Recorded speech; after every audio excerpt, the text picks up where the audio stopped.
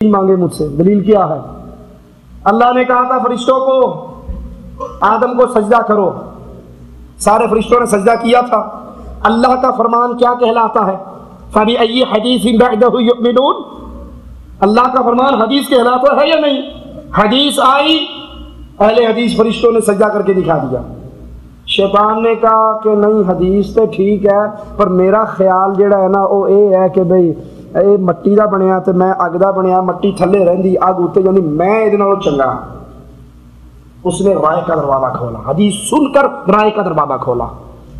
ایک تو وہ بندہ ہے جس کو حدیث کا علم نہیں، وہ جہالت کی وجہ سے اللہ اس کو معاف کرے گا، لیکن جو حدیثیں سن کر، حدیثیں پڑھ کر، حدیثیں جان کر، حدیثیں دیکھ کر پھر کہے حدیث تو ہے لیکن، یہ لیکن اس کو برباد کر دے گا۔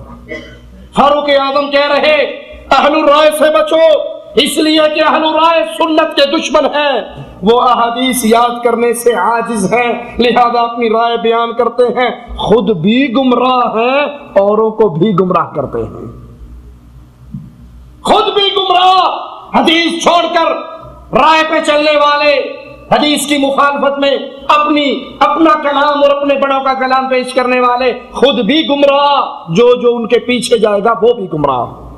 عبداللہ ابن مسعود رضی اللہ عنہ فرماتے ہیں تم اتباع کرو، سنت رسول کی اتباع کرو، بدعت کا کام مت کرو، تمہارے لیے اتباع کافی ہے، اور یاد رکھو ہر بدعت گمراہی ہے۔ سیدنا عمر بن عبدالعزیز رحمہ اللہ ایک آدمی کو خط لکھتے ہیں جس میں کہتے ہیں میں تم کو اللہ کے لیے پرہیزگاری اختیار کرنے کا، اس کے معاملے میں اپنے آپ کو سیدھا رکھنے کا حکم دیتا ہوں، اور نبی کریم صلی اللہ علیہ وسلم کی سنت کی اتباع کرنے کی وصیت کرتا ہوں، نئی نئی چیزوں کو چھوڑنے کی وصیت کرتا ہوں جن کو لوگوں نے سنت کی موجودگی میں ایجاد کر لیا ہے۔ ہر نئی چیز اچھی ہوتی ہے، ہو سکتی ہے ہر نئی چیز اچھی ہو، نئی گاڑی اچھی ہو، نئی بیگم بھی اچھی ہو، ممکن ہے، ایڈی اوکھی گال کوئی نہیں، ہر نئی چیز ممکن ہے اچھی ہو، لیکن یاد کر لو دین کے اندر ہر نئی چیز گمراہی ہے۔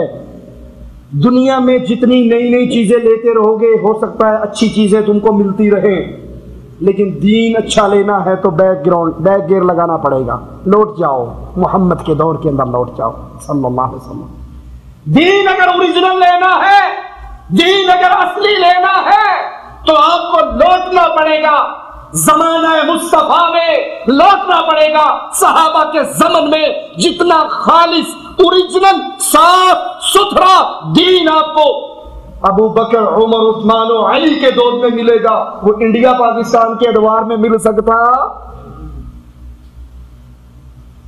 عمر بن عبدالعزیز کہہ رہے ہیں بدعتوں سے بچو، سنت پہ عمل کرو، اور بدعات سنت کی موجودگی میں اس کی مخالفت میں بنایا ہوا کام ہے۔ امام شافعی رحمہ اللہ فرماتے ہیں میرا فیصلہ اہل کلام کے بارے میں جو احادیث رسول کو سن کر پھر اپنی رائے، اپنا قول، اپنے بڑوں کی بات، اپنے حضرت کی بات، ٹھیک ہے اگر ابو بکر رضی اللہ عنہ نے میلاد النبی کا جلوس نہیں کڈیا، کام تو چنگا ہی جے ہے، میں تسی بدعت دے فتوی لا چھڑ دے ہو، کام تو اچھا ہے، کیا مشکل ہے؟ امام شافعی کہتے ہیں جو سنت سن کر، حدیث سن کر اپنی رائے، اپنے امام کی رائے، اپنے پیر و فقیر کی رائے کو لاتا ہے، میرا فیصلہ ہے ان کے بارے میں انہیں ڈنڈوں سے مارا جائے، اونٹ کے اوپر بٹھا کر پوری بستی کے اندر ان کے چکر لگوائے جائیں اور پھر آواز لگوائی جائے، یہ اس آدمی کا بدلہ ہے جو سنت کو چھوڑ کر بدعت اپناتا ہے۔ سمجھانے کے لیے عرض کرتا ہوں، صحابہ کرام نبی سے زیادہ محبت کرتے تھے یا آج کے دور کا مسلمان زیادہ محبت کرتا ہے؟ بولیے، کوئی شک تو نہیں اس مسئلے میں؟ صحابہ کرام نے نبی کے لیے جانیں دی یا نہیں دی؟ بچے قربان کیے؟ 7 انصاری ہیں، 1 مہاجر ہے، نبی کفار کے نرغے میں آ جاتے ہیں، آقا فرماتے ہیں من یردہم عنا وہو رفیقی فی الجنہ، کون ہے آج ان کو محمد سے دور کرے گا، اللہ اس کو جنت میں محمد کا ساتھی بنا دے گا صلی اللہ علیہ وسلم۔ اللہ تو اپنی رحمت سے ہم سب کو محمد کریم صلی اللہ علیہ وسلم کا ساتھ عطا فرمانا۔ ایک اٹھا شہید ہو گیا، نبی نے باقیوں کی طرف دیکھا، من یردہم عنا وہو رفیقی فی الجنہ، کون ہے آج ان کو مجھ سے دور کر دو، تمہیں قیامت کے دن رب مجھ سے دور نہیں کرے گا۔ دوسرا شہید ہوا، تیسرا شہید ہوا، چوتھا شہید ہوا، پانچواں شہید ہوا، چھٹا شہید ہوا، ساتواں شہید ہوا۔ آج کے آج صحابی محمد کریم کی ذاتی اقدس پہ قربان ہو گئے آپ کو بچاتے ہوئے۔ ارے ان لوگوں جنہوں نے گردنیں کٹوا ڈالی، آج کے آج نبی کے نام پہ، نبی کی ذات پہ گلے کٹوا بیٹھے۔ کیا میلاد النبی کا جلوس نکالنا مشکل تھا ان کے لیے؟ رجب کے کنڈے مشکل تھے؟ شعبان کی 15ویں کو جاگنا، روزہ رکھنا اوکھا کام تھا؟ عورت دوڑتی ہوئی آ رہی ہے، 4 بیٹے اس کے میدان جہاد میں گئے ہوئے، راستے میں پیغام دینے والا دیتا ہے تیرا بیٹا شہید ہو گیا۔ کہتی ہے شکر ہے رب کا، میرے آقا کیسے ہیں؟ کہا وہ ٹھیک ہے، دوڑ رہی ہے، دوسرا ملتا ہے، تیرا دوسرا بیٹا شہید، تیرا تیسرا بیٹا شہید، تیرا چوتھا بیٹا شہید۔ پوچھتی ہے میرے آقا کیسے ہیں؟ کہا وہ ٹھیک ہے۔ آتی ہے، دیدار کرتی ہے مصطفیٰ کے مکھڑے کا اور کہتی ہے رب محمد کی قسم، آپ کو صحیح سلامت دیکھ کر اللہ کی قسم زندگی کا ہر غم ہلکا ہو گیا ہے۔ جو بچے شہید کروا کے دیدار مصطفیٰ کرنے کے بعد پرسکون ہو جاتی ہے، اس کے لیے رجب کے کنڈے بھرنا، 11ویں شریف دینا، گٹھلیوں پہ آیت کریمہ پڑھنا، تیجا نامہ 7واں 10واں 40واں کرنا، کھانے پہ سورت یاسین پڑھنا مشکل کام تھا؟ امام شافعی فرماتے ہیں جو اہل الرائے ہیں، حدیث سے چھوڑ کر رائے پہ عمل کرنے والے، ان کو ڈنڈوں سے مارا جائے، اونٹ پہ بٹھا کر پورے شہر میں گھمایا جائے اور اعلان کیا جائے جو سنت کو چھوڑ کر بدعت کو اپنائے گا اس کے ساتھ یہ سلوک ہوگا۔ امام مالک کے فرمان کو سننا ہر غیرت مند سنی کے لیے پکار ہے، ہر غیرت مند اہل سنت کے لیے آوازہ ہے، ہر غیرت کلمہ گو کے لیے آواز ہے۔ امام مالک، امام اہل سنت، مسجد نبوی کے خطیب، منبر رسول پہ بیٹھ کر فرمان رسول سنانے والے امام مالک رحمہ اللہ فرماتے ہیں جس نے اسلام میں کوئی نئی چیز ایجاد کی، اس کو اچھا سمجھا تو اس نے یہ گمان کیا۔ جملے خطرناک ہیں، امام مالک کے جملے بڑے کڑوے ہیں، لیکن نبی کے دین میں نئے نئے کام کرنے والوں، نبی کے دین کی صورت کو بدعات کی صورت میں بدلنے والوں، امام مالک کا فرمان سنو، جس نے سنت مصطفیٰ کو چھوڑا، دین میں نئے نئے کام شروع کیے، نئی بدعت ایجاد کی، امام مالک فرما رہے ہیں اس کا گمان یہ ہے، وہ زبان سے مانے یا نہ مانے، اس کا عقیدہ یہ کہہ رہا ہے کہ محمد کریم نے رسالت پہنچانے میں خیانت کی ہے۔ اس کی زبان مانے یا نہ مانے، وہ یہ عقیدہ رکھتا ہے کہ اللہ نے تو تیسری عید میلاد النبی کی صورت میں دی تھی، محمد کریم نے چھپا لی، یعنی آپ نے خیانت کی، نعوذ باللہ ثم نعوذ باللہ۔